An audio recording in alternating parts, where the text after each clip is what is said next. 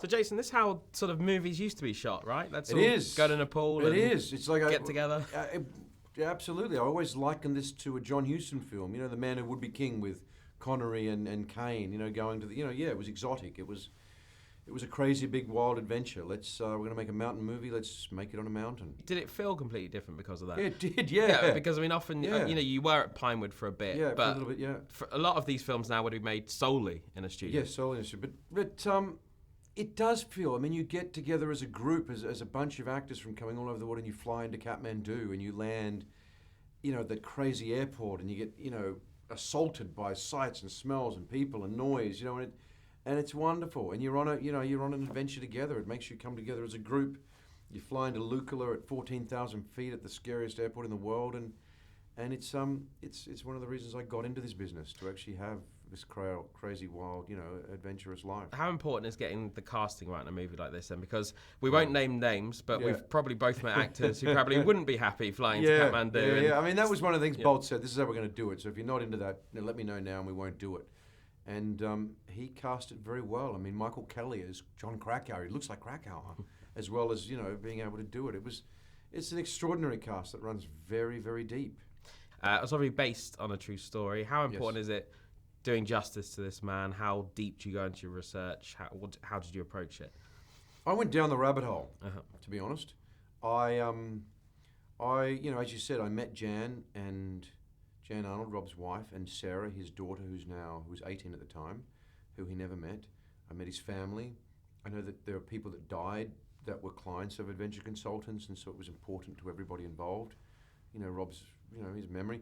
I mean, you can't then sugarcoat it as well, but, you know, I wanted to cross all my T's and dot all my I's. There was a lot of controversy around this with the different books and who happened and what happened where and how and what time. And then I climbed. I needed to make sure I knew what I was doing in the mountains, that I could not just be a climber but a guide and help the other actors. And so I got together with Guy Cotter, and we went up, you know, Ben Nevis in a massive big snowstorm a couple of years back, and then in the Tasman Glacier, which is, you know, I mean, somebody's paying you to go and climb mountains and have fun with some of the best climbers in the world. The fact that you talked about you went climbing and it's a challenge that isn't the norm. I mean, is this what you were searching for? It is what you're searching for. I mean, you know, your body can take so much. I mean, I went and did Terminator after this in a studio, you know, and a lot of that was a different type of film. But yeah, you want to have many different lives, to step into Rob's shoes and play this journey, and, you know, and get to that moment that I've read and thought about, of being at, you know, at 28,500 feet, phoning my wife and saying, I'm not going to meet our daughter. I'm so sorry. You know, please, good night, my love. It was one of the greatest experiences of my life. You know, I just received emails from Rob's brothers, you know, and I just said, you know, playing your brother, you know, they thanked me for different things, and I said, playing your brother was one of the greatest things I've ever done, you know. And I think you see it in this film. You know, it's Bolt as other director. He's brought out a wonderful story about everything that makes us human, about the need to achieve and the need to come home, and you know, the need for love and adventure in our life. Everest is often seen as a metaphor for sort of any sort of challenge. It's the Everest of TV shows. It's the Everest of, you know, of coffee. Yeah, absolutely. And it is glorious. When you see it in the Himalayas, when you see it in this film, it's there. It's Mount Everest. It's you think, my God, it pulls you. You know, it's like the moon. It just kind of drags you, and you go, my God, I'd like to be up there. You mentioned just finally the moon. There's a lovely line in the movie where you might as well be on the moon, which is kind of true.